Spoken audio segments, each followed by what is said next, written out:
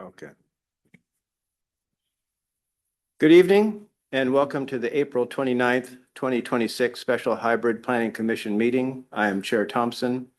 Tonight's Hybrid Planning Commission meeting is being brought to you by Zoom. Welcome to all and thank you for joining us tonight. Commissioners, please have your microphones turned on for the roll call. Would you please call the roll call? Thank you, Chair. Commissioner Hughes? Vice Chair Gibson? Here. Commissioner Neese? Here. Commissioner Perez? Here. Chair Thompson? Here. Thank you, Chair. The Planning Commission meets in person and utilizes the Zoom platform for remote participation. I will do my best to recognize commissioners in the order in which hands are raised. After being recognized, you may then ask a question. The Planning Commission will now go into executive session for approximately 30 minutes to discuss with legal counsel pending or potential litigation pursuant to RCW 42.30.1101I. The Planning Commission will be in recess from approximately 5:33 until approximately 6 p.m. And then the Planning Commission will convene the executive session and return here approximately 6 o'clock.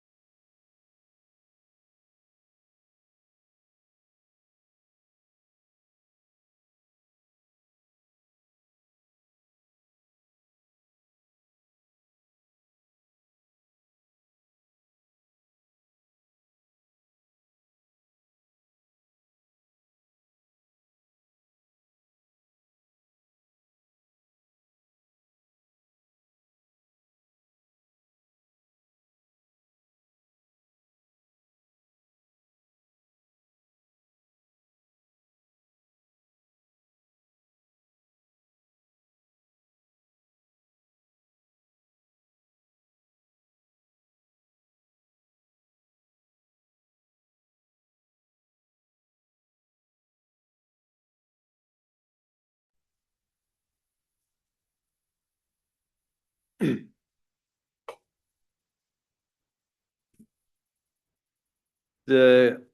Planning Commission was in executive session from approximately 5:32 until 6 p.m. Our first item of business tonight is public appearances. This is an opportunity for anyone to speak to the commission about issues of concern, except items requiring a public hearing, any quasi-judicial matters, or campaign-related matters. Staff, is there anyone who has signed up for public appearances as of 4 p.m. today who wishes to address the commission? No, Chair, there's none. Okay, there being none, we'll now move on to special business.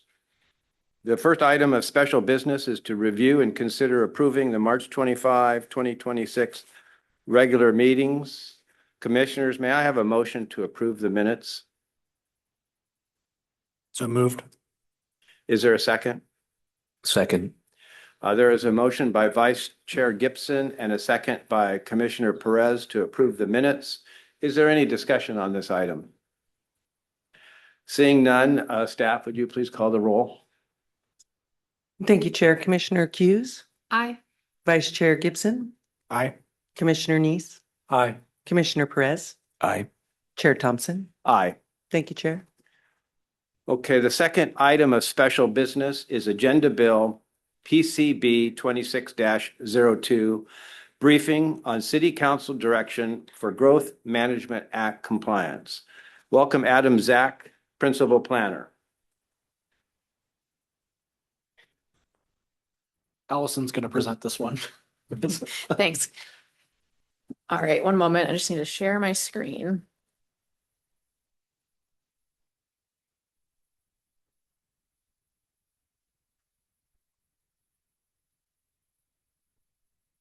Okay. I've just got a handful of slides here to kind of walk us through our mission, our charge.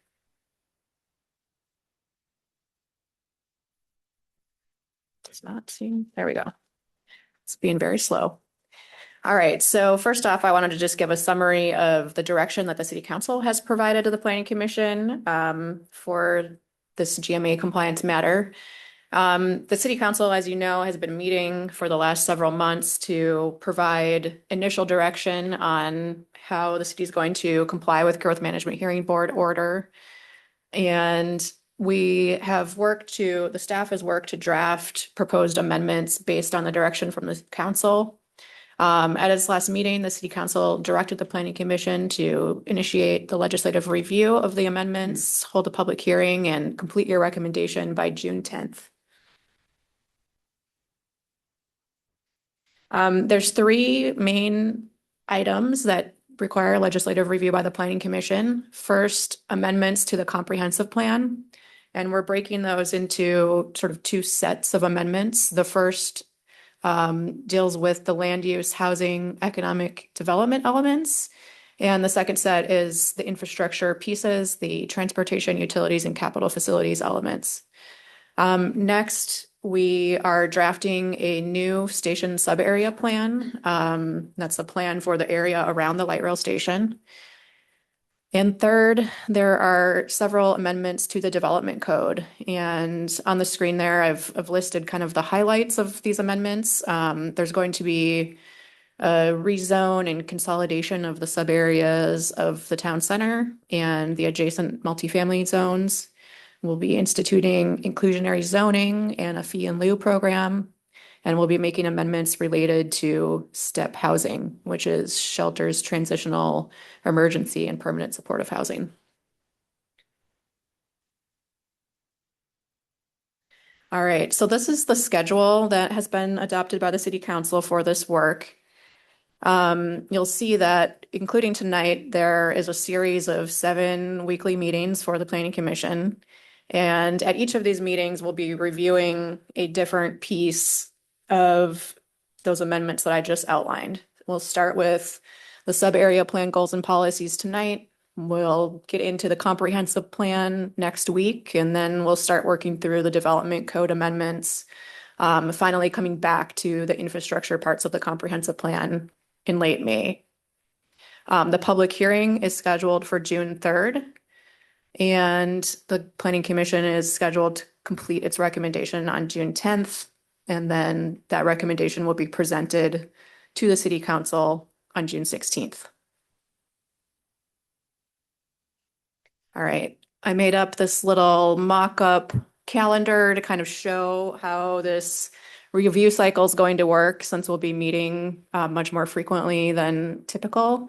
We'll plan to publish the agenda packets on Thursdays as usual. Meetings will be occurring on Wednesdays. And we're asking for comments on the item presented at the meeting on the following Monday. So you'll see this creates a very tight turnaround of items between when we hold a meeting and then staff publish the new packet the next day. You all send in your comments on Monday. We'll collate those and include them in the next packet on Thursday. So there's not a lot of flexibility here, and we'll ask that you all do your homework and provide your comments on time to help us be able to prepare the packets on time and keep things moving to you. In terms of the process for the Planning Commission to provide comments, we will be providing a comment matrix, as we've done with some of the past amendments you've reviewed. And we'll ask you to provide your comments, listing the element, code section, page and line number that you're referring to. Your comments can include both questions and proposed amendments. And then we'll assemble those comments each week, and they'll be provided in the agenda packet so you can see all the comments that have come in that week from your fellow commissioners. The staff will be preparing responses to those comments and answering questions. And we'll do that all together with all of the comments that have been gathered over the weeks. And we'll provide a consolidated response in advance of the public hearing. And then you can use that response matrix to inform your discussion following the public hearing on, which amendments you'd like to consider approving to include in your recommendation. All right, so here's just a quick summary of the next steps. As I said, we'll be meeting weekly for the next 7 weeks, concluding on June 10th. And then the City Council will take up their review.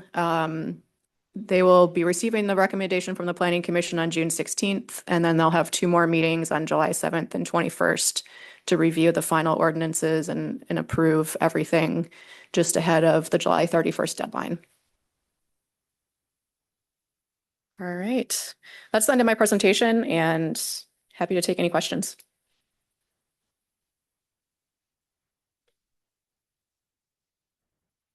Okay.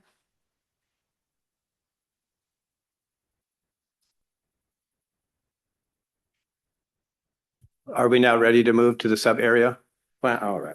The second item of special business is Agenda Bill PCB 26-03, briefing on station sub area plan goals and policies. Welcome, Adam Zach, Principal Planner. Thank you. I've got a quick slide deck for us. Let me get that pulled up here. All right. There it is. So our purpose tonight is to provide an initial briefing on the goals and policies of the station sub-area plan, the first draft of those goals and policies. And that's to prepare you to provide your comments on that draft with the complete sub-area plan on May 11th. We'll start with a little background. A sub-area plan is a set of goals and policies for a defined area in the city. It's part of the comprehensive plan that refines the plan for a geographically specific area to make it more specific. The city is adopting a sub-area plan in response to the Growth Management Hearings Board decision, which found that we were required to adopt a sub-area plan for the area around the transit station. So this is part of that work. And there's also some phasing built into the draft sub-area plan. There's a phase one, which is a set of changes that will be made concurrently with the station sub-area plan.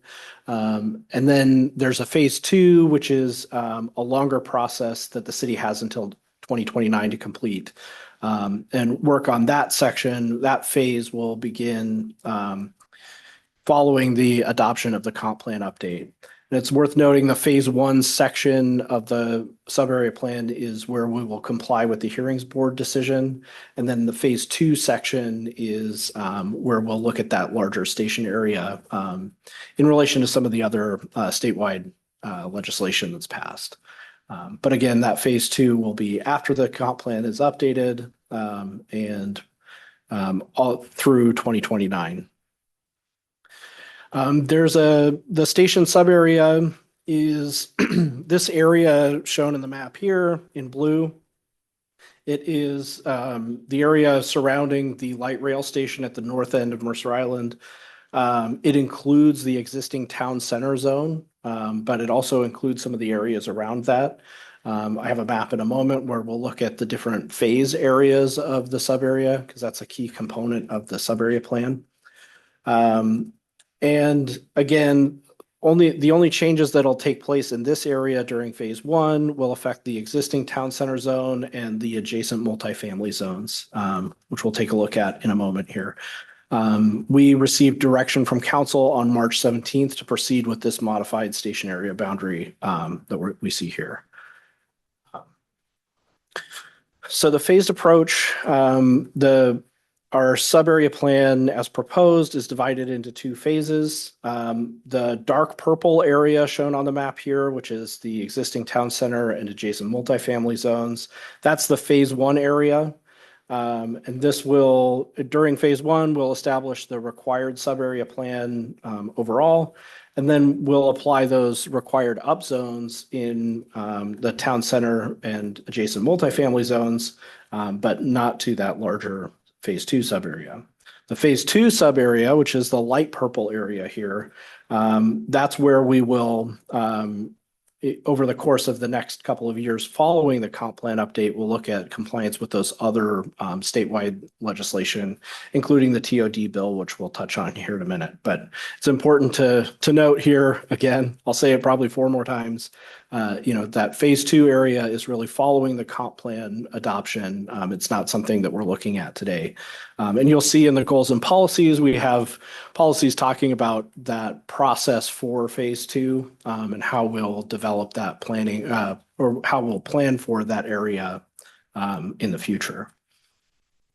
So I mentioned it earlier, the TOD bill, this will come up sometimes when we're talking about the station area. It's also called House Bill 1491. I use the acronym TOD, that's Transit Oriented Development. This is a bill, the TOD bill was adopted in 2025 by the Washington State Legislature. And it establishes certain requirements for cities when they're planning for the area around transit. The requirement that matters to us for this phase one, for this part of the project is that cities must designate a station area around that transit station. And that's the sub area that we're looking at with the sub area plan. But all of the other requirements in the TOD bill the cities are required to comply with by 2029. And that's regardless of the hearings board decision. That's this other piece that we'll be looking at in phase two. It's not part of our phase one work. I just covered that. So when we talk about it may come up when we're talking about the TOD bill, I think we can kind of put that into the phase two bucket as we're working through here. So that's some of the background. Now I'll walk you through kind of the what and why of the goals and policies that are before you today. So the goals and policies are the what and how, not the what and why, the what and how of the sub-area plan. And essentially a goal is describing what the plan aims to achieve. So it's more of like an aspirational statement or talking about something that a future state. And then the policy is outlines how the city will achieve that goal. So it's a strategy. It'll talk about, maybe something that we want to do with our development regulations or a city program in pursuit of that goal. As you're looking through the draft, you'll see that some of the goals and policies are existing goals and policies that have been relocated from other elements of the comprehensive plan, primarily the land use element, because the land use element had several existing policies that address the town center. So in those instances, we've pulled those over to the sub-area plan and tried to adapt them to reflect the larger station area. There's some notation in the draft that will help you kind of cue in on those existing policies that address the town center. There's a notation after the existing policies that will say previously, the example here is LU 6.4. That means this came from the land use element and it was policy 6.4 in the land use element. Those existing goals and policies that have been moved over, they're currently shown in a strikeout underline format. When we get to adoption of the plan, that we will adopt a clean plan because this is a new document. It's not an amendment to an older document. And then also those notations will be removed as well. So those aren't part of the final product. They're just to help kind of cue into what's changing with the plan now. And I mentioned we have a larger station area, so you'll see some of the phrasing of those policies and some of what they're directing has been generalized a bit more for the station area. There are quite a few new goals and policies in the station sub-area plan, as you can expect. It's a new area of the plan, a new area we're planning for. And in general, those new goals and policies are really directed at that phase 2 work. And a lot of them are pointed at some of the process that we're going to use when we conduct that or when we prepare that additional work during phase 2. So, for example, land use goal 1, the policies under that talk about how we will conduct public outreach during phase 2 and those kinds of things. There's also a new policy directed at planning for surplus public property as potential opportunity sites for affordable housing. And then there's policy direction to undertake an empirical parking study during phase 2. That's one of the options that we have under the state law to look at as we're considering potential changes to parking regulations in that phase 2 area. So I just wanted to flag, those are some of the kind of higher interest policies you may want to take a look at in the plan there.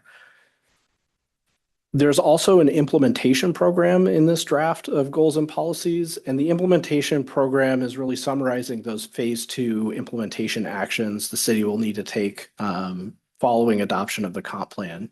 It brings together kind of all of the things that the policies are describing the city's going to do and lists them out so that we'll have that ready to go when we get started on the phase 2 work. There are also the actions on the implementation program are sorted by action type. You'll see the key here of there's an icon for each one of the implementation actions in the list. There's still some parts to come for the station sub-area plan. As I mentioned, we have what's before you tonight is a draft of goals and policies. The sub-area plan will also include some introductory text that describes the current conditions in the station area and provides some of the planning context from which this plan was kind of born. There will be sub-area plan maps, including the one that we looked at earlier that established the station area boundary. And then we're still in the process of conducting some of the analysis for transportation, capital facilities, and utilities, looking at the infrastructure capacity impacts of some of these of this plan. And so those goals and policies, we have some placeholders in there for when we get to that work. And that's the one piece that won't be coming back next week for your review. The infrastructure pieces are going to come later in the project when we have those studies completed. So you can look for those probably in mid-May. So your comments, we plan to provide you with another briefing on the complete sub-area plan next week. We'll provide that with your packet materials tomorrow. And we'll be asking for your comments on the complete station sub-area, so the goals and policies that are before you today, and the other introductory text by the end of day on Monday, May 11th.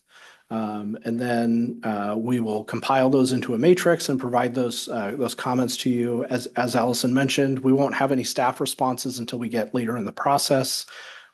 Just for efficiency, we're going to kind of do that all at once. And I also wanted to note, I forgot to mention on the still to come, there's a couple of policies in here that are going to have slight minor changes to the wording. As we were doing a final review, we caught a couple of things that just needed to be ironed out. So in my presentation next week, I'll highlight those where we've made some additional clarifications in response to our legal review. So nothing major, but I just wanted to flag that so you're not like, wait, Adam's changing the draft. And at that point, that concludes my presentation. I'd be happy to answer any questions. I can pull up the draft too if there's something specifically we want to look at tonight, but that's the end of my presentation here.